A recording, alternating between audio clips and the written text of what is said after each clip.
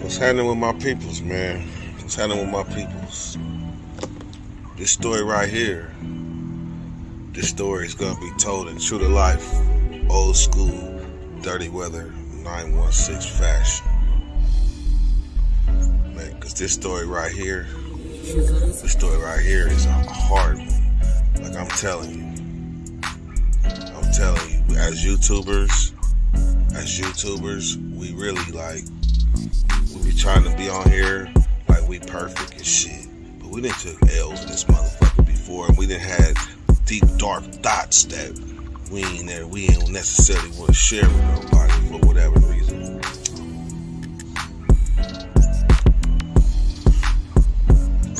Y'all seen the thumbnail. It is what it is. By the time I'm done with this story, y'all gonna understand. Cause this story right here, this is about the time I thought about taking my celly cheeks. Yes, I did. So how did we get here?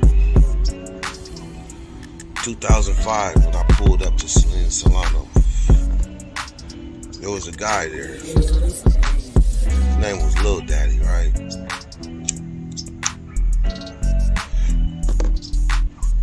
I'm gonna call it for what it is. Lil Daddy was a little bitch. He was a little bitch. But I'm not a bully. So I'm not just gonna take advantage of you because everybody else is taking advantage of you. I'm more of the protective type, so I protected Lil Daddy. Because the homie was owning that, I'm sorry, but it's dog eat dog in that motherfucker.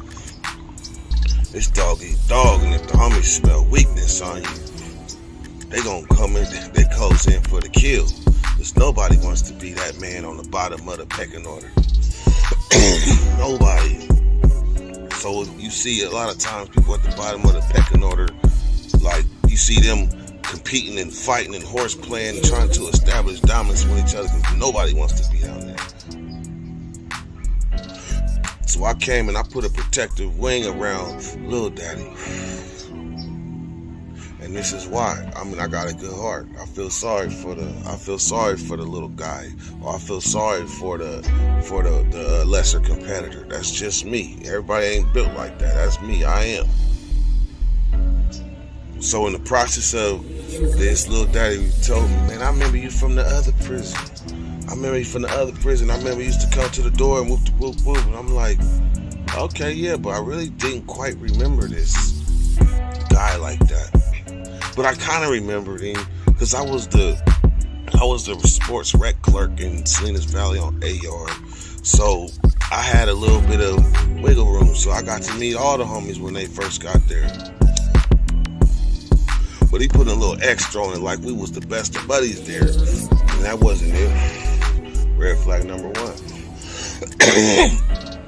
So then all of a sudden, man, he tell me, and I promise y'all this story right here is I'm speaking from the heart because this story hurt. I only told this story one time and y'all missed it.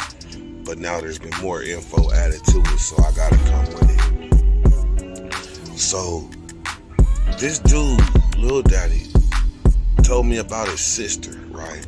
And showed me a picture of it. I ain't gonna lie, sis was yick. And this is I'm 24 years old, fresh off a level 4 yard. Ain't had a girlfriend really. I got to kiss a few females in the visiting room, feel on a little something, but I was looking for whatever every hot-blooded male should be looking for, and that was companionship. So often that desire is a weakness to open doors to your soul. And that's where the devil comes in. He sneaks in. Because I bit on that. As soon as he showed me the picture, I'm like, ooh, what's up? Let me write her. So he said, okay. In this process of me writing, we getting tighter. Like he always be waiting for me when I get off of work. He's trying to spend night yards with me and shit. But I'm not knowing it's all because aside from being away from me, he ain't safe. He not safe. I'm not paying attention to that. I'm really kind of hijacked on this sister that I'm trying to link up with. So my only message is, because I don't have her phone number or no way of direct contact, it's only through him. So the only way I can meet up with him and talk to him about her is nighttime. So then next thing you know, we set up. He tell me she's saying all this and saying that as I'm writing these letters. I'm putting my best, you feel me's on these letters too.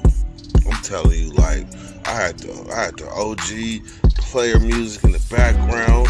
You know, I'm telling the homies, I ain't going out to the yard. I gotta stay back and write this letter for this female. I'm trying to bump that little daddy hook me up with his sister. Yeah, I'm really trying to shoot that shit. Some old Key Sweater, something in the background. This shit is crazy. So then the time comes where it's been about a good month now. So it's some show and proof shit. So this is when I start to realize something is not right with this dude. I'm ignoring all these red flags. Him getting punked, him being a little different. The homies always getting. I'm ignoring all these signs because I just felt that he was being bullied and that he hooking me up with his sister. So I was being an opportunist at the same time, I guess, being honest. So then, but this wasn't my like he wasn't one of my top homies on the yard. Like, he's just somebody that was coming around all the time. But he wasn't my I rocked with Taz and all the homies for the most part. Like, we was a wrecking crew. He couldn't come nowhere around there because there was hounds in there that was serious. He couldn't come nowhere around there. When I be by myself though, then they try to come around. I'm not knowing it. I'm not peeping nothing, right? So then one day it comes show and prove.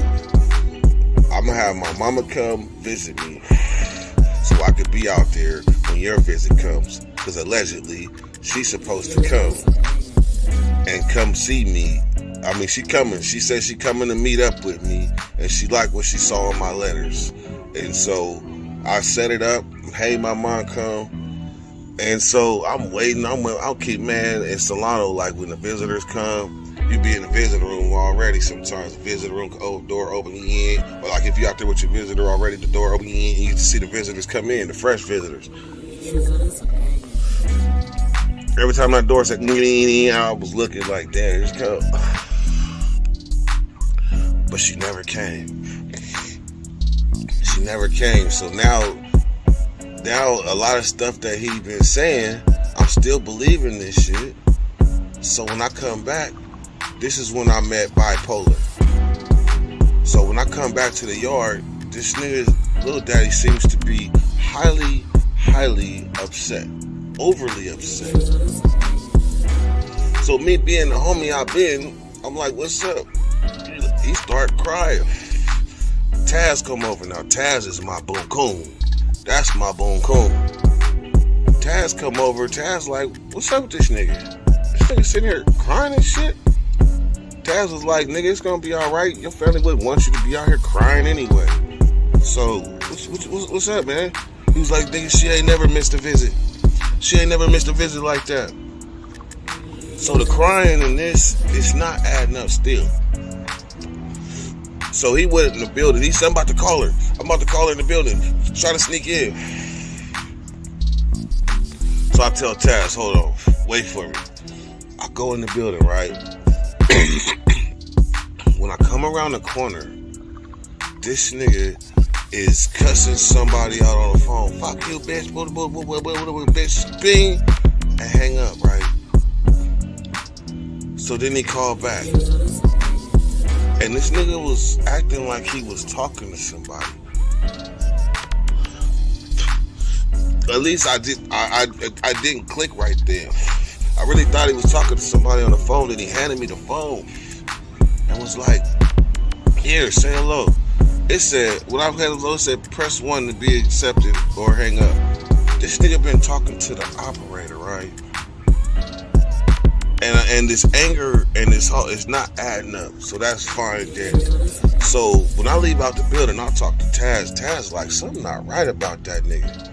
I was like, man, but she been responding to shit. So maybe it's just me. So then I need to get into the building that I'm in now. I want to move into this building because the homie with the bag is in this building. And I'm ready to get on. I'm tired. I want everything that I got coming. So I'm trying to move to this building anyway. So Lil Daddy was the best option for celly. He always around me any motherfucking way. So then this when the story get crazy. When the story get crazy, man. Part 2. What's happening with my peoples, man? I know this shit sound crazy. Y'all like dirt, get to it, but it's a process. Cause like I say, when you opening up something that really affected you deeply, it's like a wound. So that's why a lot of times people don't go back and be telling certain stories, because that shit, when you tell these stories as a prison YouTuber, you are literally reliving this shit. You have to relive it, because as you telling the story, you're seeing the images and shit, and it rolls through your mind like one of them old school projector things. So you have no choice but to relive it. Now, how you be affected by reliving it, you know, that's to each his own. But that's why there's a such thing as PTSD. But the only way I think you can truly, genuinely heal is from others' experiences, others' successes, others' failures. Because I promise you, there's game in people's failures too. And this was one of them ones where I failed. Like I said.